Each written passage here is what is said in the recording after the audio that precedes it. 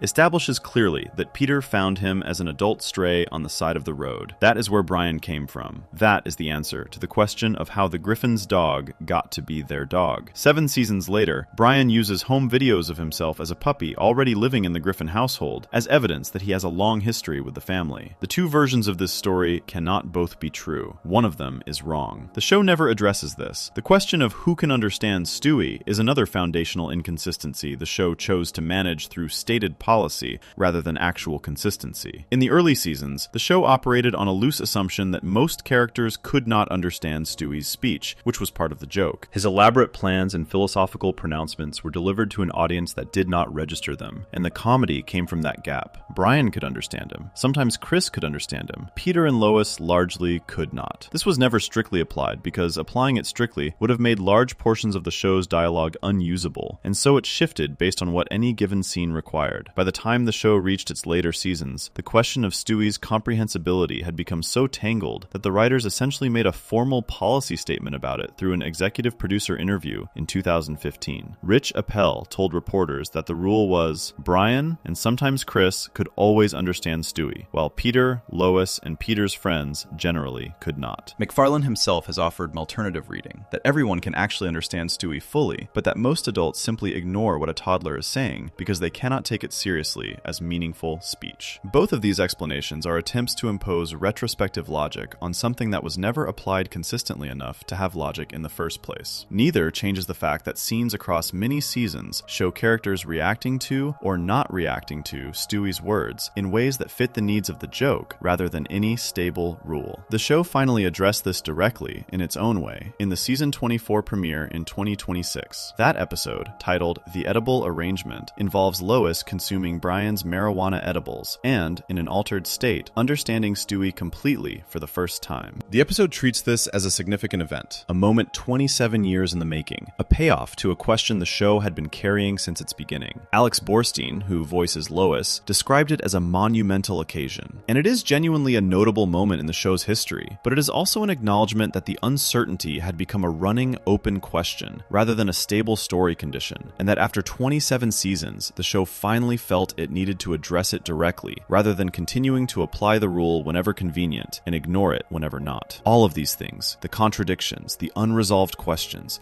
the foundational inconsistencies managed through policy statements and winking jokes rather than actual continuity, tell you something true and specific about what Family Guy is. It is a show that began with a clear philosophy about comedy and has maintained that philosophy across more than 500 episodes and a quarter century on the air. The philosophy is, the joke comes first. The joke has always come first. The story exists to support the jokes. The characters exist to deliver the jokes and absorb the consequences of the jokes. The world they inhabit is as stable as the jokes require it to be, and no more stable than that. This is not the same as saying the show is careless. Some of the decisions that look like carelessness from the outside are in fact choices made with full awareness of what they cost in terms of coherence. Brian telling Stewie to go complain on the internet about the age problem is not a mistake. It is the show looking at the audience and saying clearly, the joke matters more than the math, and we know you know it. And here is a moment of shared understanding between us about what kind of show we are all watching together. The carrot joke about Quagmire is not a mistake. It is a deliberate choice to introduce a number that does not fit what came before and does not need to fit, because fitting is not the primary requirement of a good joke. What the banned episodes and the plot holes have in common, when you look at them together across the full span of this video, is that they are both products of a show that moves fast and commits hard. The episodes that got pulled or banned or edited were produced by a writer's room willing to push at limits and live with whatever consequences followed. The plot holes were produced by the same writer's room operating in the same spirit, saying what the current scene required without checking whether it contradicted what a previous scene had established. Fast movement and strong commitment produced both the provocative content that got the show into trouble with networks and governments and advocacy groups, and the internal contradictions that have accumulated into the kind of rich continuity archaeology that fans have been conducting for decades. Family Guy has been on the air for more than 26 years at this point. It has produced more than 500 episodes. It has been canceled twice and revived twice. It has had episodes banned, pulled from streaming, edited in syndication, sued over, and held up as evidence of everything wrong with American television by people who have never watched it and people who have watched every single episode. It has also made a very large number of people laugh consistently across a period of time long enough that the children who grew up watching it in its original run have now grown up and are watching it with children of their own. A show that has done all of that while maintaining a 7-year pregnancy, a 61-year-old man who cannot buy alcohol when the age limit is 50, a dog who has 2 completely different origin stories, a baby whose comprehensibility shifts based on what the scene requires, and a character named Stan Thompson who was mentioned once in 2001 and has haunted the show's record ever since, is not a show that made all of these things by accident. It is a show that made them by being, consistently and without apology, exactly what it decided to be at the beginning. A comedy that takes the joke seriously and takes almost nothing else quite as seriously as that. If you enjoyed this video essay, make sure to subscribe. Thanks for watching, and I'll see you in the next one.